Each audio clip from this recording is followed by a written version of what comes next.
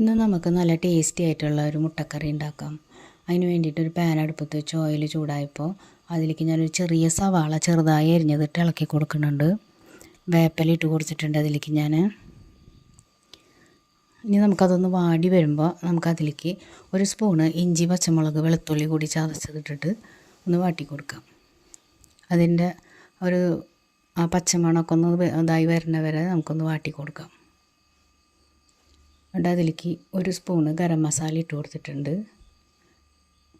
ആ ഗരം മസാലയുടെ ഒരു നല്ല മണം വരുന്ന സമയത്ത് നമുക്ക് അതിലേക്ക് 1.5 സ്പൂണ് ചിക്കൻ മസാല ഇട്ട് കൊടുക്കാം. ചിക്കൻ മസാല ഇല്ലാന്നുണ്ടെങ്കിൽ അത് സ്കിപ്പ് ചെയ്തോട്ടാ. ഞാൻ അതിലേക്ക് പൊടികളായിട്ട് ഇട്ട് കൊടുക്കുന്നത് 1/2 സ്പൂണ് മഞ്ഞൾപ്പൊടി, 1/2 സ്പൂൺ മുളക് പൊടി, 1.5 സ്പൂൺ മല്ലിപ്പൊടി. ഇത് മൂന്നും കൂടി അതിലേക്ക് ഇട്ടിട്ട് അതിൻ്റെ ആ പച്ചമണം മാറണ വരെ ഒന്ന് ഇളക്കിയെടുക്കാം.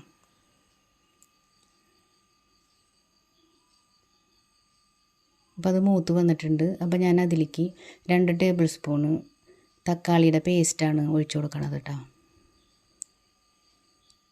ആ പേസ്റ്റ് അതിലൊക്കെ നല്ലോണം മിക്സായിട്ട് വരണവരെ ഒന്ന് നന്നായി യോജിപ്പിച്ച് കൊടുക്കാം. എന്നിട്ട് അതിലേക്ക് 1/2 കപ്പ് വെള്ളം ഒഴിച്ച് കൊടുക്കാം. ഇനി അതിലേക്ക് നമുക്ക് ആവശ്യത്തിനുള്ള ഉപ്പ് ഇട്ട് കൊടുക്കാം. അപ്പോൾ ഞാനിവിടെ 1/2 സ്പൂൺ ഉപ്പാണ് ഇട്ട് കൊടുക്കുന്നത്. ഇനി അത് ഇളക്കി നന്നായി തിളച്ച് വരുമ്പോൾ അതിലേക്ക് 3 മുട്ട പുഴുങ്ങിയതാണ് ഇട്ട് കൊടുക്കുന്നത്. നന്നായി ഇളക്കി യോജിപ്പിച്ചതിന് ശേഷം നമുക്കതൊന്ന് മൂടി വെച്ചിട്ട് 2 മിനിറ്റ് നന്നായിട്ടൊന്ന് തിളപ്പിച്ചെടുക്കാം. ഇപ്പോൾ അത് നന്നായി തിളച്ച് വന്നിട്ടുണ്ട്.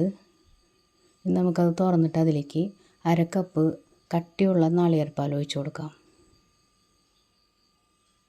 നാളികേരപ്പാൽ ഒഴിച്ചിട്ട് കൊടുത്തിട്ട് പിന്നെ അധികം നേരം തിളയ്ക്കാൻ പാടില്ല. അത് തിള വരുമ്പോൾ തന്നെ നമുക്കതൊന്ന് ഓഫാക്കാം. ഇനിയിപ്പോൾ ഉള്ളി ഇടണം എന്നുള്ളവർക്ക് വേണമെന്നുണ്ടെങ്കിൽ ഉള്ളി താളിച്ചിടാം കേട്ടോ. ഞാനിപ്പോൾ ഉള്ളി താളിക്കണില്ല, ഇങ്ങനെ തന്നെയാണ് ഉപയോഗിക്കുന്നത്. നല്ല ടേസ്റ്റുള്ളൊരു കറിയാണ്. അപ്പം, പത്തിരി, ഇടിയപ്പം ഇതിലേക്കൊക്കെ നമുക്ക് നല്ല ടേസ്റ്റായിട്ട് ഉപയോഗിക്കാം കേട്ടോ. എല്ലാവരും ഒന്ന് ട്രൈ ചെയ്ത് നോക്കിയോളൂ കേട്ടോ. Thank you.